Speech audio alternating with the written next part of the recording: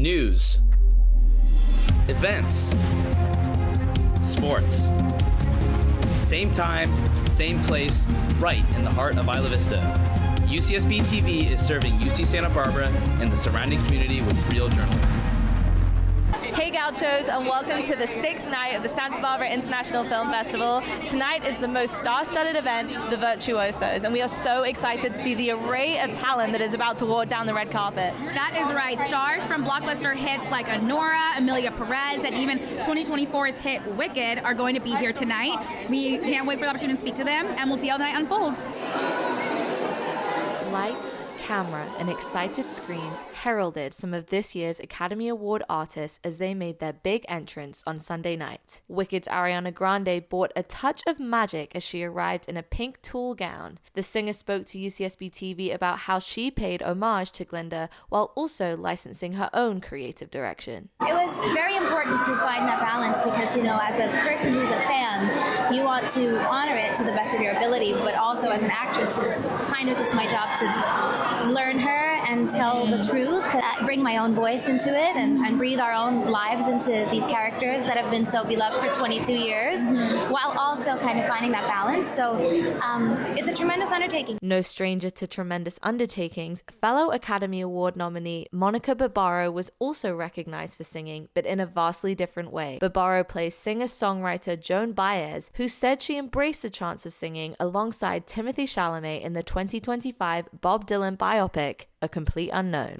I think one of the best moments was getting to perform It Ain't Me Babe with Timothy. We had the least amount of time to film it, and it was like such a blast. At that point, we were really comfortable singing and playing in front of people and together. And there's so much history in that moment between the two of them. Yeah, it's so charged. Yeah. It's a great word for it. And so there was a lot to play, and the song itself is fun. Fun might not be the way that Sebastian Stan describes playing the role of Donald Trump. He was awarded a Virtuoso for his performance in the movie The Apprentice. Stan admitted he faced multiple challenges while tackling this role. Well, it was difficult for a number of reasons. I mean, obviously, he's such a well-known figure, and he's in our lives, whether we want to or not. And I think a lot of people have very strong feelings. I didn't want to fall into some caricature. I just wanted people to believe the film and the journey and go back in time and try to kind of understand who this guy really is. Not what he's giving you, but who he's actually hiding. Two other men were also awarded Virtuosos for their performances in adaptations of real-life events, John Magaro and Clarence Maclin. Magaro won for his portrayal of ABC journalist Jeffrey Mason during the 1972 Munich massacres in the movie September 5. Magaro spent months shadowing sports media and inside control rooms in preparation. How do you think that those experiences that really are quite niche and nuanced really added to a performance? You said you couldn't have done it without it. I couldn't have done it at all. I mean, I think we've seen a lot of films set in broadcast control rooms, and it's really like what actors think it's like. I think for us it was very important to get it right, so that meant getting in there. I couldn't have done it. I don't think it would have resonated the same way. I wouldn't have been doing my job. It wouldn't have been authentic if I didn't spend that time in those control rooms. For Clarence Maclin, it was personal. Maclin himself was incarcerated at Sing Sing prison, where he participated in their rehabilitation through the arts program, just as his character, Divine Eye, did in the 2024 movie Sing Sing, starring Coleman Domingo. Clarence shared what it was like returning to that experience and what he hopes people take away from the movie. Well, it was a lot of apprehension revisiting that because I had to walk back into a prison that I clawed my way out of. I did everything to get out.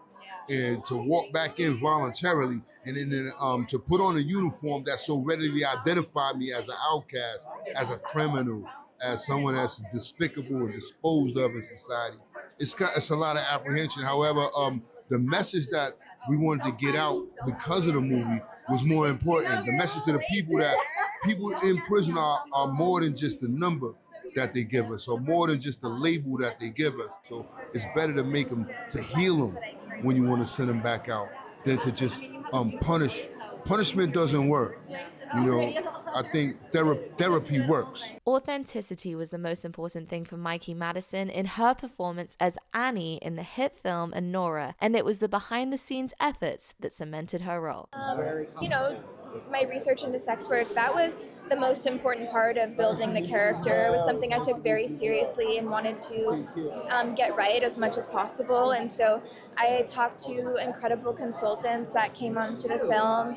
I read memoirs, I shadowed dancers at clubs. I really just tried to do my due diligence so that I could represent Annie in as honest of a way as possible. Madison's performance has earned her a Best Actress nomination at this year's Oscars, alongside Demi Moore and Fernanda Torres, who received the Virtuoso Award for her performance in I'm Still Here. Actress and singer-songwriter Selena Gomez was also recognized on Sunday night for her performance as Jessie in Amelia Perez. Sandra Oh also graced the red carpet, as well as presenter Jane Lynch, who has a particular connection to the festival, having presented the Virtuoso Award 3 years in a row. I love this festival. I love my little town, and I love that I get to meet these wonderful actors who really distinguish themselves in some really great films. And boy, they know how to pick them. With UCSBTV, I'm Zuri Wilson. And I'm Francesca, and I am so excited to be here again tomorrow night to celebrate the directors that made these films come to life.